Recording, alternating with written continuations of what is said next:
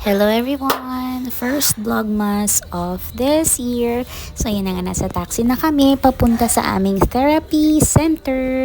Dahil excited na siya, ayan, hinalikan niya na naman ako at hinila niya na ako kasi nagmamadali na rin siya papunta sa school. At ayan, excited na naman siyang makita si teacher. Ayan na siya, sinundo na siya ni teacher at it's time to take off his shoes.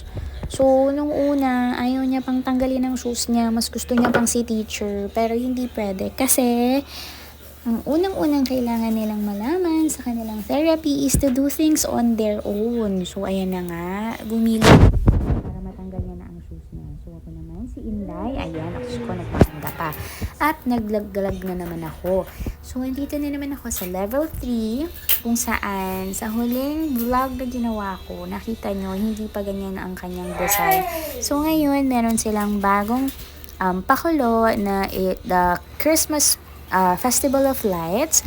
Pero, tiningnan ko muna dito kasi ang ganda ng view bago mag-sunset. So, ayan na nga siya. Napakaganda ng place. So, lumabas na ako para puntahan yung isang area.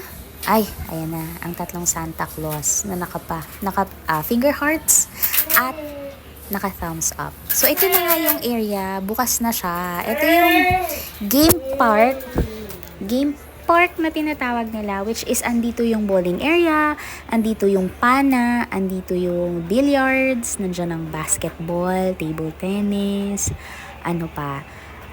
Basta may arcade area din dyan. So, ayan, pinasilip ko lang kasi wala namang andang lola ninyo. So, purita. Ang meron lang ako is ganda. Sus me. Oh my goodness. Charis lang yon. Baka maraming mag-react dyan at wala nang manood. Hindi natapusin tong aking vlog. So, ayan na nga. Pinapapak ko na ang fries ng aking little warrior.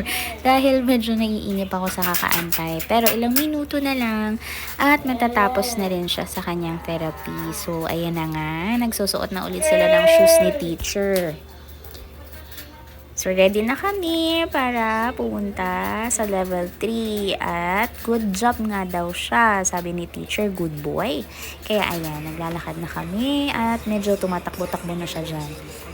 Yun siya, kasi na-excite siya. Nakita niya na ang mga Christmas lights. Guys, kung tatanungin nyo sa mga simpleng bagay tulad niyan, Christmas lights, basta makulay, tuwang-tuwa na siya at ayan na nga, hindi niya na ma-explain yung kanyang nararamdaman. So, ayan, patingin-tingin lang yan, pero mamaya, iiwan ka na niyan. Ayan, tulad niya, nagtatatakbo-takbo na siya. Ibig sabihin lang yan, guys, excited siya at happy siya sa nakikita niya. So, ito na siya. Ang ganda ng kanilang pagkakagawa. Talagang dinadagsa siya ng tao. Pero ngayon, na nagpunta kami, hindi pa siya overcrowded. Kaya, pwede pa kaming maglibot. Kaya dinala ko na siya dito. Kasi malamang, pagdating talaga ng weekends, ay Diyos ko dahi. My God, wala ka nang mapupwestuhan dito kahit magpa-picture ka. Maraming photo bombers ang sasama sa'yo. So, ayan na nga, nalaglag ang fries. Pero hindi ko niya pinaano kasi nga dirty na. Kaya sabi ko sa kanya, no. So, ayan, naglakad na naman ulit kami. Nagpatuloy kami sa hanggang sa kabilang side. So, ito siya. Diba, masyadong maningning at makulay ang iyong paligid. Lalo na to, super ganda niya.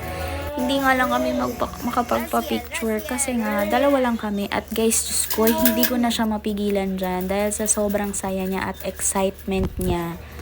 Ayan. Nagsosolo na siya. Hindi niya na naiisip na magkasama kami. Iniiwan niya na ako. At dito, my goodness, muntik pa kaming malaglag dyan sa tubig dahil nadire-diretso siya. Akala niya pwedeng puntahan. So, ayun na. Kailangan na ulit namin bumalik.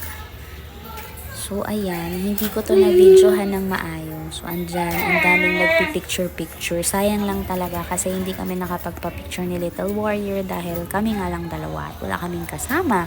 So, ayan, makikita nyo sa malayo, ang ganda niyang pagmasdan kasi may visual effects ang Christmas light na yun. Pag naandun ka, marami talagang nagpapapicture. Ayan, syempre, malamang marami din ang nag-video para i-post sa Reels, di ba?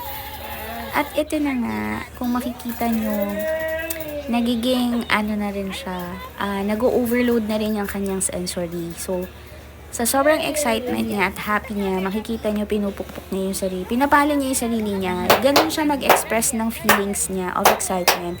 Pero hindi naman siya nasasaktan dyan. Kumbaga parang, doon niya lang pinaparamdam kung ano yung, pinapakita kung ano yung nararamdaman niya. So, andito na nga po ulit kami sa taxi. Pauwi na kami. So, yun lamang po.